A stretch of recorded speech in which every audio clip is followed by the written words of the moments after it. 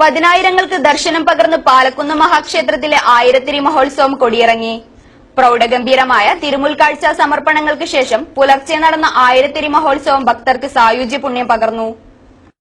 ആയിരം കാതം നടന്നാലും ആയിരത്തിരി കണ്ടു മടങ്ങണമെന്ന ആപ്തവാക്യം അന്വർത്ഥമാക്കി പതിനായിരങ്ങളാണ് ഉത്തര കേരളത്തിന്റെ വിവിധ ഭാഗങ്ങളിൽ നിന്നും ദക്ഷിണ കന്നഡയിൽ നിന്നും ആയിരത്തിരി മഹോത്സവം കാണാനായി പാലക്കുന്നിലെത്തിയത്. ക്ഷേത്രത്തിന്റെ വിവിധ പ്രാദേശിക സമിതികളുടെ നേതൃത്വത്തിലുള്ള പ്രൗഢഗംഭീരമായ തിരുമുൽക്കാഴ്ച സമർപ്പണങ്ങൾക്ക് ശേഷം പുലർച്ചെ എഴുന്നള്ളത്തോടുകൂടിയെത്തിയ ചീരുമ്പ നാൽവരുടെയും വിഷ്ണുമൂർത്തിയുടെയും നർത്തകന്മാർ കളം കൈയേറ്റു.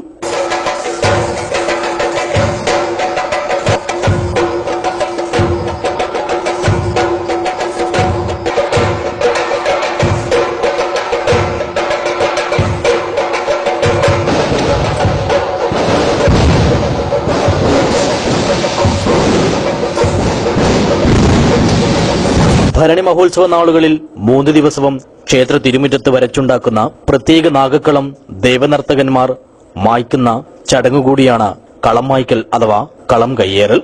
ദേവിയും ദാരികനും തമ്മിലുള്ള ഘോരയുദ്ധത്തിൽ ദാരികൻ വധിക്കപ്പെടുമെന്ന ഘട്ടത്തിൽ മായയാൽ സർപ്പരൂപം പൂണ്ട് മറഞ്ഞു നിന്നുവെന്നും ഇതുകണ്ട വേതാളം ആദ്യ ദിവസം ഒരു തലയുള്ള സർപ്പത്തെയും, രണ്ടാം ദിനം ഇരുതലയുള്ളതും, മൂന്നാം ദിനം 3 തലയുള്ളതുമായ സർപ്പത്തെയും ദേവിക്ക് കാണിച്ചു കൊടുക്കുന്നത് അനുസ്മരിപ്പിക്കുന്നതാണ് 3 ദിവസങ്ങളിലായി വരച്ചുണ്ടാക്കുന്ന നാഗക്കളം കയ്യേറലും.